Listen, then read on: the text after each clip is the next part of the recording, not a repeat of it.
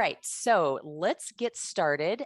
Just a quick review that I do every month when I have this live session with my Make It Your Lettering Year course. I open it up from time to time. This year we opened it up, I think, for Friends Day, so that we could letter with friends. And there might have been one other event where I opened it up.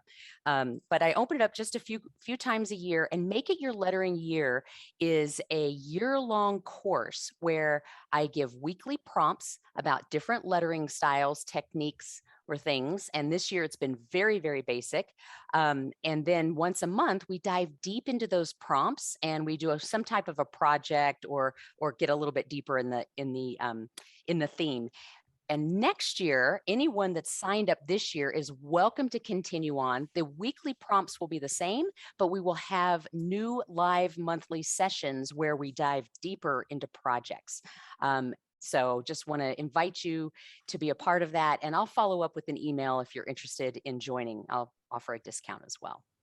So just a quick review of what we've done over the past couple of weeks. In week 38, we explored with cursals and how a simple line can turn into a very expressive way to write. Now, this was very new for our visual practitioner friends, but for those of you who are calligraphers, I would love to know if you know Versals. And if you are a Versals pro, please self-identify. You can either do that in the chat or you can email me personally. All right, so we went over cursals and we wrote it with my new favorite marker, the Neuland Fine One Flex. For those of you who aren't familiar with that, but if you're familiar with other pens that have a flex nib, and I'll talk a little bit about this later today. It's sort of like the Fudenosuke. So it's sort of like that. And it's a really fun marker or pen to letter with when you're doing cursals.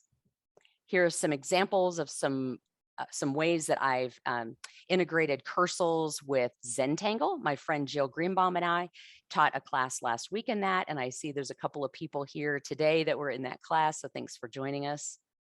And then in week 39, we did a speed exercise. So this is one of the frequently asked questions that I get when it comes to lettering with markers and for visual practitioners is how do I get good fast? And so what we did is we played with the different marker nibs and how some are fast, some are slow, and with some of the different lettering styles and how some are fast and some are slow. And we also filled some letters. So played with containers and then how do we fill those up? And then in week 41, we did some blind contour letters. So I'm so excited that Mikhail is on the line because she's the one that taught me how to do blind contour letters. I'd done them before, but I didn't know it was a thing. So when I took her workshop, I was really excited to see that. And I think, Mikhail, that workshop is available online through Escribiente. If that's true, I'd love to get a link in the chat so people can also take it from you, because mine was like a very fast prompt and you went into it for a while. I will try to look that up. Thank you. All right. And if not, I'll add it to the follow-up reminder, but I was just excited to see you here today. So also a reminder, this is mainly for my students, but I recommend this for everyone, is to keep a lettering library. And there's a couple of ways to do this. My friend Carol Dubois taught me or showed me one time that the way that she organizes one of her fun and exciting lettering styles called Jubilee is that she keeps it all in an address book, an old time address book. And so each one of the different letters are already organized by those letters that are on the side of that address book. And the way that I organize my lettering library is that I have this little travel sketchbook where I have papers I can put in and out.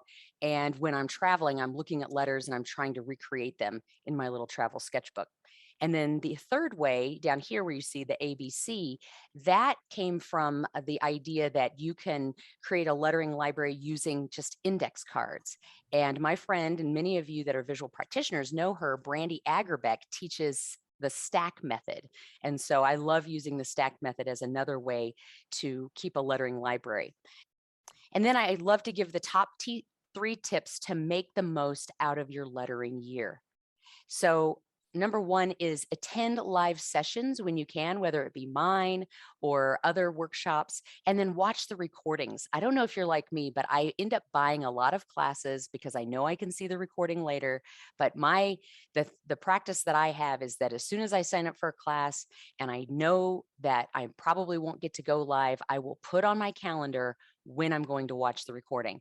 I just sent out a notification to a guild that the recording for a workshop that I tech hosted was up today. And I asked the teacher and they said, let's give them one more week. And so we did. And they were so grateful because people had forgotten. So remember to put that on your calendar.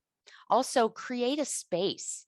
Where are you lettering? Would love to know. If it's your kitchen table, great. But if you have a dedicated space, I can almost guarantee that you're going to letter more frequently. And then, of course, take time to practice. What's the best time or day for you, or day of the week for you to letter?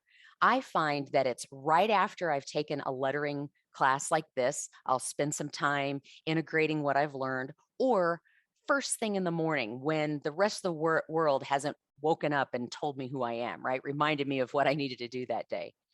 So, and also be thinking about your goals. What are your lettering goals? And how long is it going to take you to get there? So, just because we've had a mark making tool in our hand since before we started making memories, and we all know the letters, doesn't mean that we're going to instantly be good. So, really make some goals and take the time needed. I'm going to be sharing Zombie Hand, and I'm going to be using the Neuland Fine One outliner that has a very long nib on it. You can use any marker that you want, but I think that a brushed nib marker is going to be best. And I'm going to talk about the book that I was a part of called Surviving the Horror of Online Meetings by Brian Turallo. Let's get started in writing with Zombie Hand. So this is a really fast, surprisingly, lettering style. Now we're going to get into this loose and weird and wonky lettering style that I designed for a book called Surviving the Horror of Online Meetings. And I'm going to talk a little bit about that before I get into the Zombie Hand, just so that you have a little bit of a context. And you're probably wondering, why would I want to write like a zombie? Well, it's Halloween is coming up. And as I'm talking, if you can just put in the chat, if you have any zombie facts or any fun things that you know about zombies, or if you love zombies, I'd love to hear what you have to say. Because I called my sister about 5 minutes before we jumped on the call, because she knows all about zombies, and she gave me some tips. And I'm gonna turn it into a challenge, an assignment for you at the end. But first, I want to talk about what inspired me to write like a zombie. And I was asked by my good friend Brian Turallo, who lives in Washington, D.C., who wrote the book Surviving the Horror of Online Meetings. So, for those of you who are facilitators or just want to be better citizens in the virtual world, this is a wonderful book about how to facilitate online meetings. And so he hired Mark Monolux to do the illustrations, did a beautiful job. And our assignment, and so he did the cover and I did the lettering. But then the inside lettering, you'll start to see it looks kind of creepy. And this is what we're going to talk about and learn today. And wonderful book. Every chapter, every spread has some kind of an illustration. And of course, some of my lettering in it as well. And all of this was done with what is called a Neuland Fine One outliner. Let me make sure I have the right one. That's the round nib. Brush nib. Now you can use any brush nib that you want, but I want to show you a couple of different brush nibs that I have right at my computer here, so that you can, or right next to my desk, so that you can see. Now, for those of you that are working really small, yeah, this is kind of what the Flex looks like. This is the new Neuland Flex marker, and it's really, like I said, sort of like that Fudenosuke. I have been using one of these for about a month, and I use it constantly for all of my notes and everything, and I still haven't worn out the nib.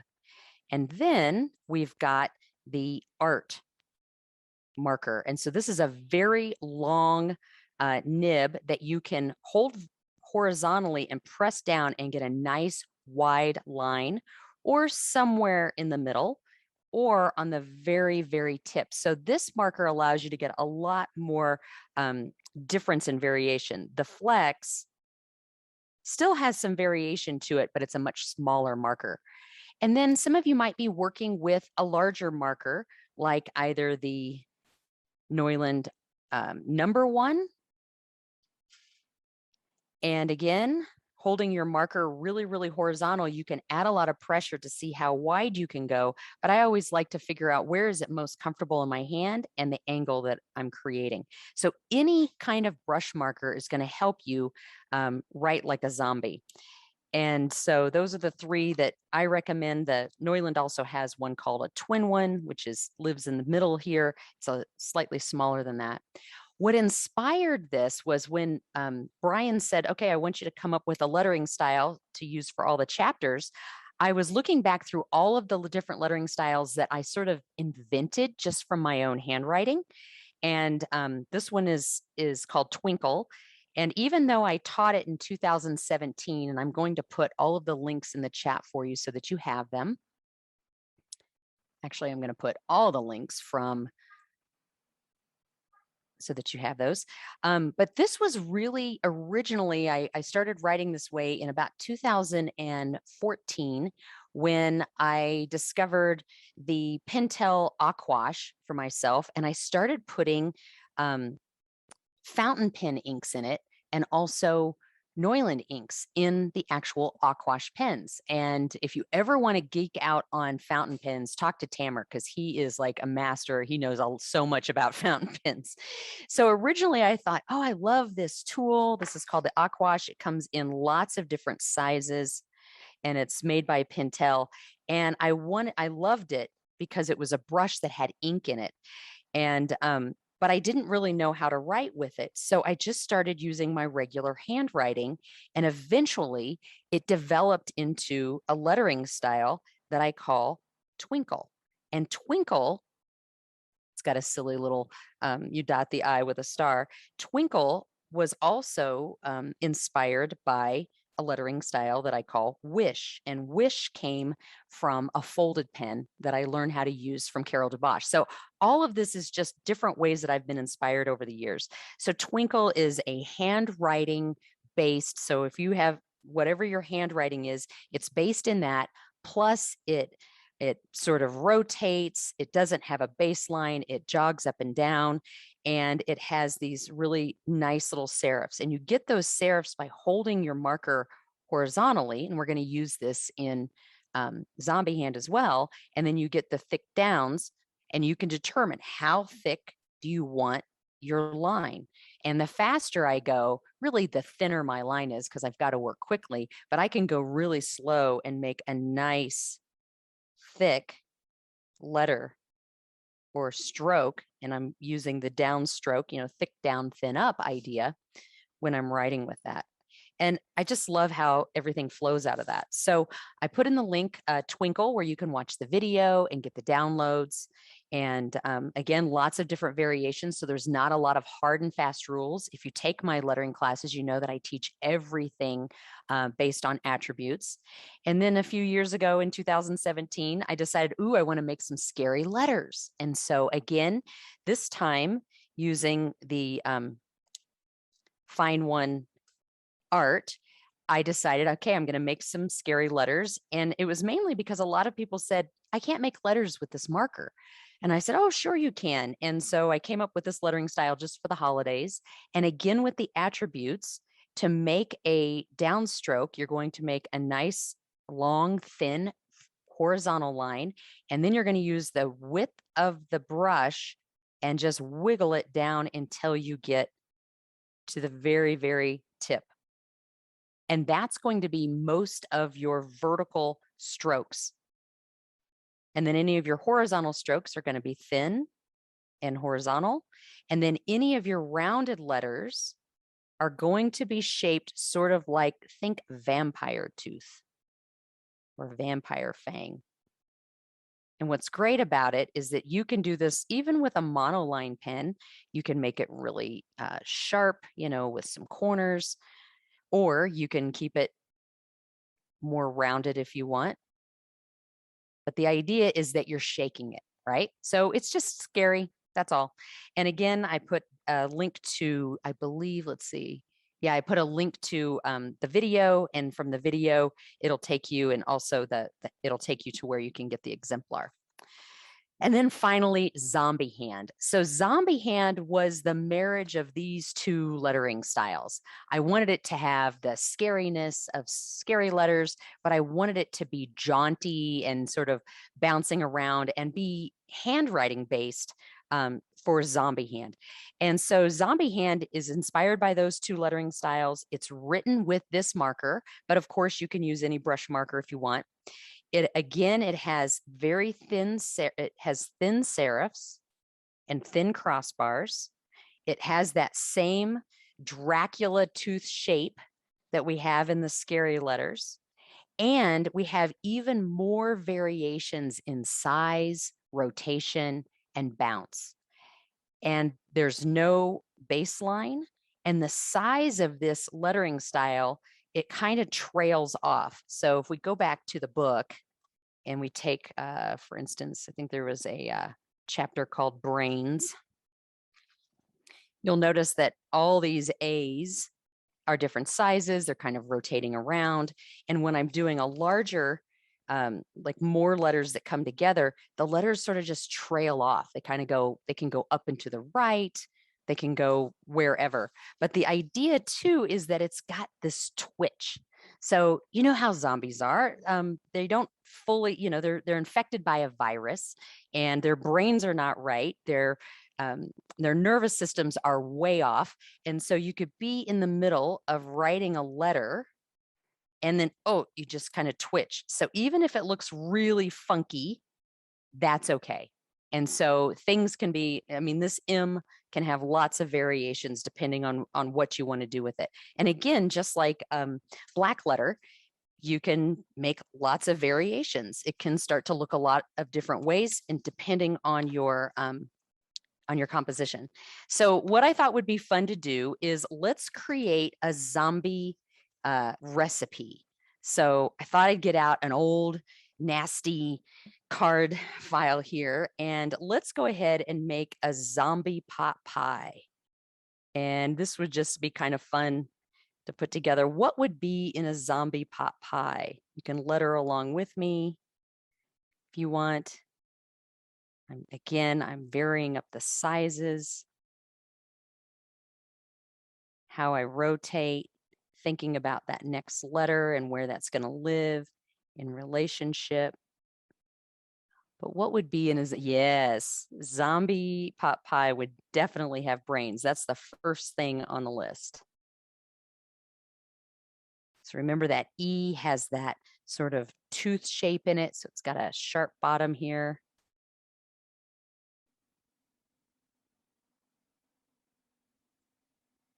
And what I would love is for you to come up with, this is your challenge. If you choose to accept it, your homework is to either come up with a really fun recipe that you can share. It might be a fun holiday recipe. Maybe it's a zombie chai.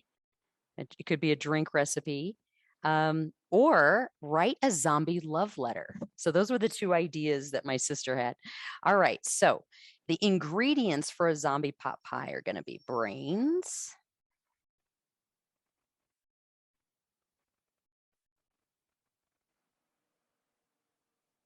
and I'm actually going to bring this exemplar into the screen so you can see it in case you need to refer to it. The A is one of those 2-story A's. And remember, this is really campy. This isn't so scary as this is more fun than anything. So you're going to need some brains.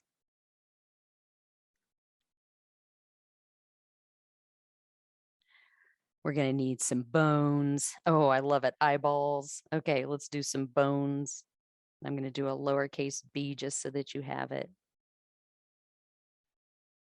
This can be fast or slow, depending. I think I would probably start out slow if I was just starting to learn the style.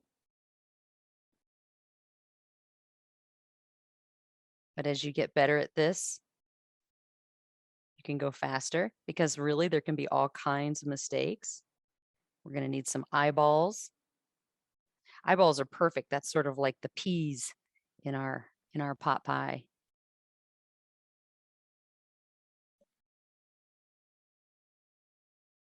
And what's really great about the zombie pot pie is because we're zombies and we're already dead, we don't even have to cook this. We can eat it raw. All right, yeah, fingernail, eyeballs, bandages for noodles, fingernails for crunch. Yep, my sister said toenails. Those are kind of grosser, so I'm gonna more gross. I'm gonna go with the toenail, but fingernails can be disgusting too.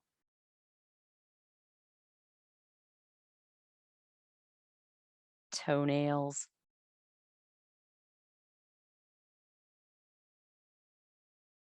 And so something like this might be a fun thing to give to a kid or share with a friend, post on social media.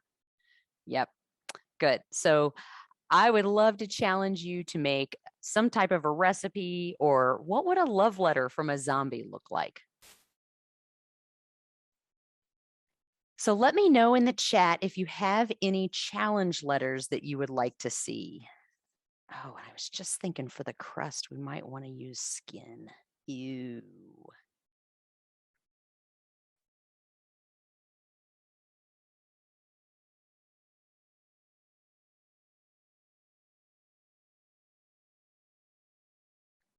Yuck. All right. All right. So let's do some challenge letters. This is one of my favorite things because it's like I can work out what I was thinking when I was designing this lettering style. So with the letter X, it's pretty basic. You're going to start thick and go thin. And you can do this a couple of different ways. You can either make it kind of jaunty like that, or you can make it very straight. And then once I determine my two jiggly parts, I can decide how do I want to make the serifs, and I can make them sort of fun, or I can keep them really straight. It all depends on how you want this to look. Do you want it to look fun or creepy? It's totally up to you. Now, the letter S has sort of that fang shape at the top. And at the bottom here, I'm kind of playing with, if you're familiar with Visigoth, or I think that it's Julia Wildman. She teaches a wonderful class called the Inside Curve. And so I'm kind of playing with that shape down there. And so it starts out, I started out at the top, and I've got that sort of tooth on the left side look, and then bringing it down and making it a little angular. And then for your serifs, no matter what your serif it is, your serif is going to come down and it's going to be kind of like its own little fang, right? So serifs can be kind of wide like a fang, or it can be really long and pointy, sort of like those wonderful drips that Tamara was doing on the edge of some of our letters. So a letter E is a great place to look at the serifs. You're going to start out really thin and then have a nice thick stem. And then you can come over and then have a serif coming up, come over, have a serif coming down. And then I like to cross the little crossbar and make a smaller serif. And because we're using a nib that has a very fine tip, you can always go in and fill in if you need to make a letter look a little bit more dense or filled out. But what's great about this is there's no perfection in any of this, right? So it's just kind of dancing and playing. And then every once in a while, give yourself a really weird twitch, just like a zombie would. I think I like writing the word eyeballs.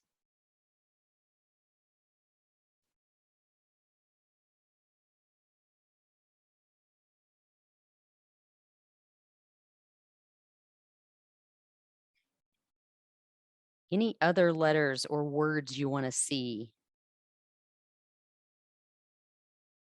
I like making the top of the S slightly bigger than the bottom. You can certainly make them equal, but when you make the top bigger, it just makes it look a little, uh, just a little creepy, a little off. This is where you get to make S's that don't look so great. Anytime you have a counter space, like with a Q or a P, you're going to use that, again, that fang shape.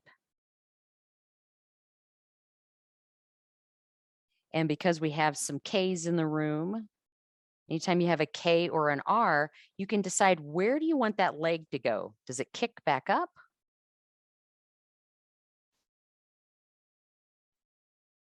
Or does it kind of just go away and just fade off? And what I love about this is that we don't have to do like the beautiful flourishes where there needs to be a return. It can just get creepy and just fade away like a crack.